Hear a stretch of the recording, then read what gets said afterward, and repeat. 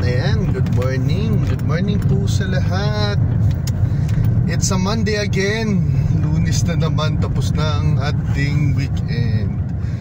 Okay, before we start our kwentuhan, let's do our morning routine. Mag-pray muna tayo. Father God, salamat po sa araw na to. Salamat po na kahit Lunes ay ginising nyo pa rin po kami.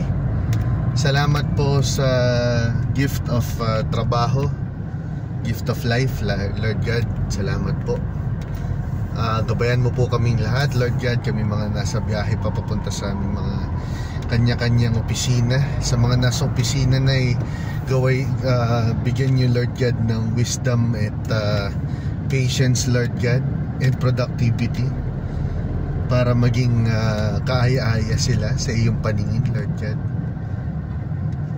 Lord, tinataas namin lahat-lahat ng meron kami, lahat ng magkakaroon ng papasa amin into your rightful and powerful right hand.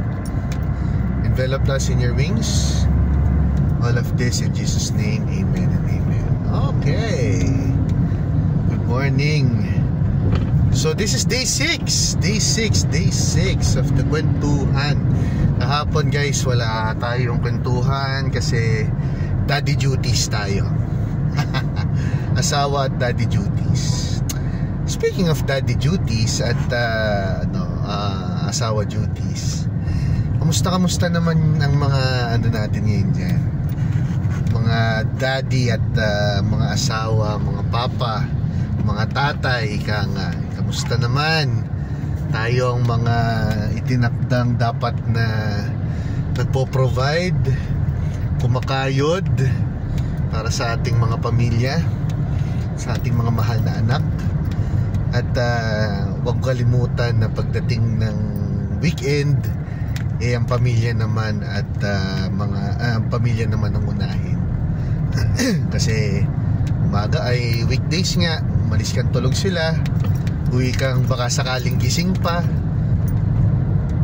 para makasama sila, makakwentuhan, makalaro. Okay. Ayun. Yun nga, kamusta naman ang attachment natin mga daddy sa ating mga anak, sa ating mga asawa? Paano ang relasyon yung dalawa ng iyong asawa, ng iyong mga anak?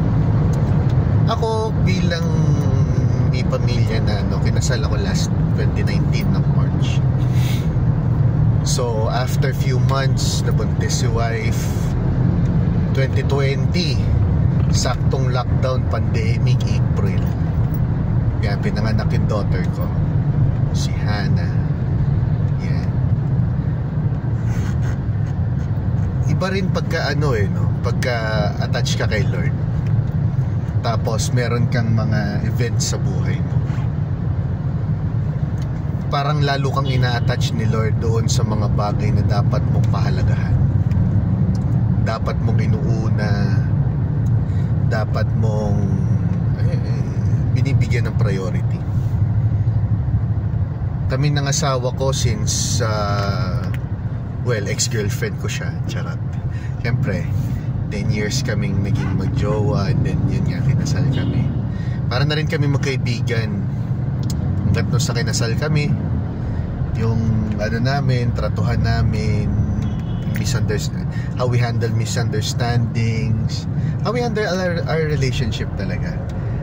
Ang light, ang yes, hindi mo talaga mawawalang misunderstanding. Pero kung gaano man kalalim ang inyong relationship, ganun din kalalim kung paano nyo i-manage yung misunderstandings, yung mga masasayang bagay sa inyo, di ba? Depende dun Kasi remember, you should put God at the center of your relationship. Importante yan. Center of everything. Your life, plans, your relationships, lahat dapat si Lord na nandyan. Para at least nagagabayan ka niya kung paano ka dapat kumilos, magsalita, manage, paano may manage yung mo. Yan. So, hindi kami perfect. Walang taong perfect. Kaya meron talaga, kahit matagal na kami mag-jowa, 4 na taon na kaming kasal, meron mas lalo pa nga kaming maraming nakikilala sa amin sa isa't isa. At ngayon mas nagiging open pa, kasi yung dati nun, siyempre magjowa kayo, nahihiya kang isiwalat yung yung mga matitindi, di ba? Kasi naalala mo na baka ma-turn off, iwalay kayo, gusto mo siyang alagaan. Pero nag-shift kasi, alam mo yung rebuke in love, di ba? Pagka mali, pagka may gusto kang i-lead, kasi guys, dapat tayo leaders eh. So sorry dun to say na babae dapat ang no, hindi yun ang nakasulat sa Bible. The men should take lead, the family, everything, lalo na kapag yes, you get opinions from your wife na hindi and vulnerability is strength, yes, no, and saying sorry is mas additional pogi points sa asawa. Totoo yun. At the more that you admit your weakness to your spouse, all the more ka nilang susuportahan. Kasi marriage is a partnership. Partnership with your spouse and partnership with God. You work both ways. Diba? Kaya pakinggan nyo isa't isa, adjust to one another, di ba? Meron siyang opinion, tugma sa'yo, pakinggan mo, meet halfway, di ba? Ganun yun. So hindi ko yun yung nagiging ingredient ng family namin, and this is for my family. Kaya daily harmonious naman kami. Yes, I thank God for that. Okay, next, sa mga anak natin, alam mo, ang isa ring reference mo dyan is how God, being our Heavenly Father, no? How God manages us being His children, di ba? May discipline, may sige, tingnan mo yung ginagawa mo, may free will ka, may own will ka, and then meron din yung tipong inalalayan ka niya along the way, diba? So in layman's term, ika nga, nagtugma yan dun sa napanood ko one time na ano ba yung level of natin sa mga anak natin dapat, yung life participation natin sa kanila. Let me share. For kids starting from toddlers, no, kailangan coach ka nila. Coaches, hindi, controller ka pala nila. You imply discipline at an early stage. You do this, you do that. Don't do this, don't do that. Okay, consider this, consider that. Lahat na ng klase ng discipline na gusto mong i-instill sa anak mo, ilabas mo na at toddlers. Okay? Once na naging pre-teens na yan, until teens, ayan na, coaching ka na yan. Yung coaching mo, you coach them in a sense na nandyan ka sa kanila, ramdam ka nila,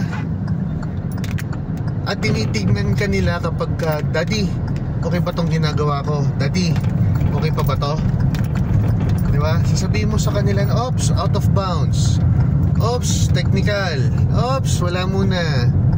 Diba? Nandyan ka para i-coach sila sa bawat desisyon nila sa buhay. Hanggang sa maging college. College days, ito na yung talagang off puberty, off teen area nila. Off teen period nila. Teens period. Counselor ka na lang. Yan. They just seek counsel. Diba? Sa coaching pala, minomonitor mo sila sa bawat kilos galaw nila. pag kami mali, ops, yun nga, technical foul. Tapos pagka yung counselor ka naman, yan na yung bawat ano na nila. Daddy, gagawin ko to, pwede ba to? Ganito. Yan na yun, hanggang sa tumanda na sila. So parents, wag natin kakalimutan yun, yung sequence na yun. Kasi importante na malaman natin yung stage of development ng mga bata para din makuha nila yung level of attachment nila sa atin bilang parents. Yung culture, kayo yan, kanya-kanya tayong culture ng family. Paano kayo mag-instill ng ng controllership, paano kayo mag-instill ng coaching, paano kayo mag-instill ng counseling, kayo yan. Diskarte niyo yan. Pero yung manner of how you develop your kid, yun, wag natin babaguhin yan. Yung sequence na yan, importante nilang malaman yan. Okay? So yun guys, please share your comments with me regarding our topic for the day. Agree ba kayo? Disagree? Pero this is a simple kwentuhan, so opinions are okay. Diba? Walang right or wrong opinion. That's your call. Okay? Salamat sa lahat guys. Ingat tayo, ingat lahat. Keep safe guys. God bless us all. Salamat po sa pakikinig. Thank you. See you.